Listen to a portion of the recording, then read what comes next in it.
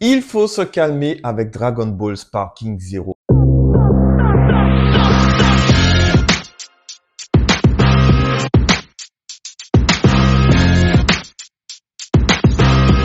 Salut à tous, c'est Dageek et bienvenue sur votre chaîne YouTube Geeker Plug où on va parler de pop culture, de sorties, de cinéma, de gaming, bref, toutes les bonnes choses de la vidéo.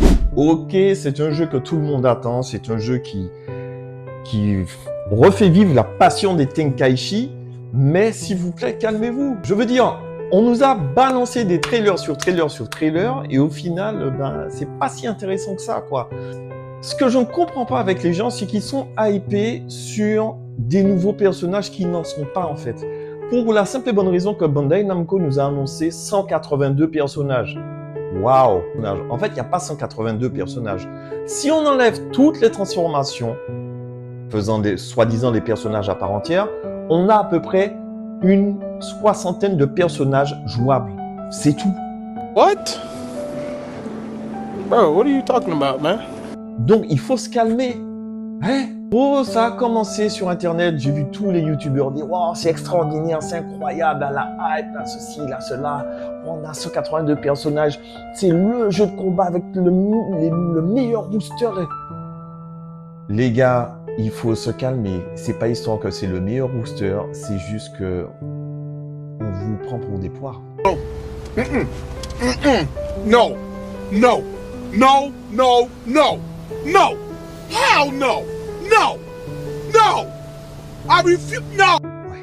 En gros, en fait, la politique de Bandai Namco, ça a toujours été ça. C'est-à-dire de faire croire qu'il y a énormément de personnages alors que non. Ça avait déjà été le cas avec les Budokai, ça avait déjà été le cas avec les Tenkaichi, et ils ont fait la même chose avec les Naruto, et surtout Naruto, le dernier Naruto, Storm 4 Generation, etc., etc. Enfin bref, pour moi, ce jeu, c'était un jeu de pigeons. Quand tu me donnes 7 ou 8 Naruto, 9 Sasuke, 4 Itachi, 3 Madara, etc., etc., mais c'est bon, c'est bon, c'est bon. En tout cas, moi, c'est vrai que j'attends le jeu. Le jeu me hype, mais pas plus que ça. Effectivement, c'est joli à voir, il y a des combos, il y a des choses intéressantes. Mais malheureusement, je reproche quelque chose à ce jeu. C'est quoi cette présentation de Rooster?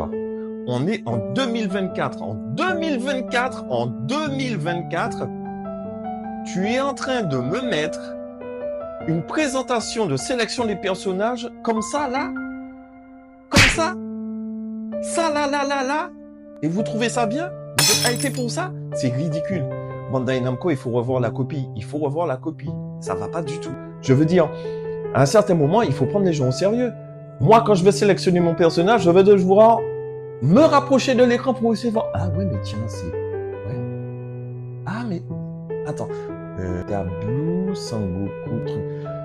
Non, mais il faut arrêter, les gars. Et je vous le dis, choisir son personnage à Dragon Ball Sparking Zero, ce sera aussi long que de faire sa compo à FIFA avec les instructions. Pour les joueurs de FIFA qui m'entendent, vous savez de quoi je parle. Hein.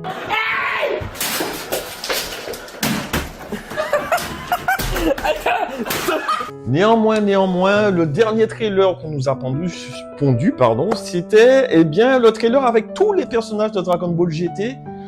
Et j'ai pas été surpris, je veux dire, ouais, sans plus. Ouais. Tu t'attendais à quoi lorsque tu me ponds tous les personnages de DBGT, etc., etc. Mais en fait, ça ne me fait rien du tout. Bandai Namco part du principe que lorsqu'un personnage se transforme, c'est une autre personne.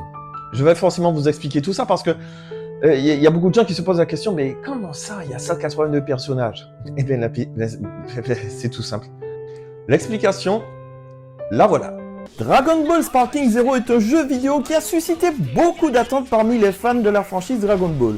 Et pour beaucoup de youtubeurs qui ont pu tester le jeu en avance, ils nous donnent à peu près leur avis.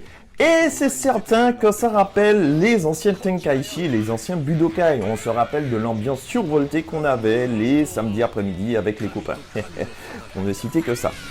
Les graphismes de Sparking Zero sont époustouflants, avec des personnages vraiment bien modélisés et des environnements vibrants. Les animations de combat sont fluides, dynamiques, rendant les affrontements encore plus immersifs. La direction artistique respecte l'esthétique classique de Dragon Ball tout en y ajoutant une touche moderne. Et oui, puisque maintenant vous avez, comme Street Fighter, la fonction est bien classique et la fonction bien moderne qui vous permet d'envoyer des coups automatiquement. Mode histoire, l'histoire de Sparking Zero, ça va explorer les arcs narratifs inédits enrichissant l'univers de Dragon Ball. Les dialogues et les interactions entre les personnages sont bien écrits et ajoutent une dimension émotionnelle au récit. Cependant, certains fans pourraient trouver certaines intrigues prévisibles. C'est pour ça qu'un élément style What If sera présent dans Sparking Zero. Rappelons un peu bien ce que Marvel a fait, nous permettant en effet de pouvoir modifier certains éléments de l'histoire pour y apporter quelque chose de novateur.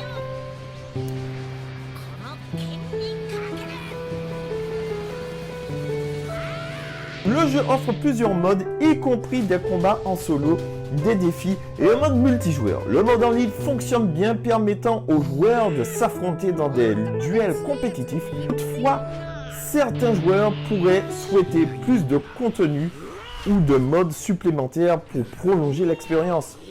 Ce qu'on peut dire, c'est que dans l'ensemble, Dragon Ball Sparking Zero est un excellent ajout à la franchise avec des graphismes impressionnants et 182 personnages, ce qui fait de lui le jeu de combat ayant le roster le plus important jamais créé pour un jeu de versus fighting.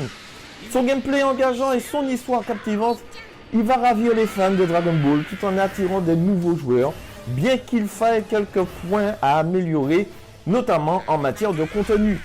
Dragon Ball Sparking Zero va apporter son lot de nouveautés et son lot de déceptions pour certains qui auraient préféré un Dragon Ball Fighters numéro 2. Mais en tout cas, ça fait plaisir parce que, eh bien, on ne se moque pas de nous. On ne se moque pas de nous. On nous donne de la richesse en veux-tu, en voilà. Mais il faut bien expliquer quelque chose.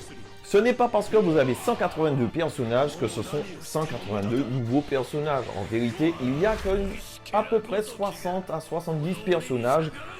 On considère, selon Bandai Namco, pour ne pas me répéter, que lorsqu'un personnage se transforme, eh bien, il a de millions de coups. C'est un personnage différent et plus rapide parce que ses coups ne seront pas à peu près les mêmes que s'il n'était pas transformé. Mais bon, pour moi, ça reste un personnage, ça reste le même personnage, juste avec des transformations. Enfin, on va pas lésiner dessus, on est quand même content, on va manger Gucci comme on dit. En tout cas, on se donne rendez-vous bientôt pour profiter en live de Dragon Ball Sparking Zero avec toujours autant de plaisir à partager avec des copains. On va se rappeler de ça et attention. Ceux qui pensent qu'ils vont arriver, les petits nouveaux, et donner la pâtée aux anciens de Tenkaichi, non, restez à votre place. Parce qu'on est là pour vous rappeler que les anciens savent jouer. Les anciens savent jouer.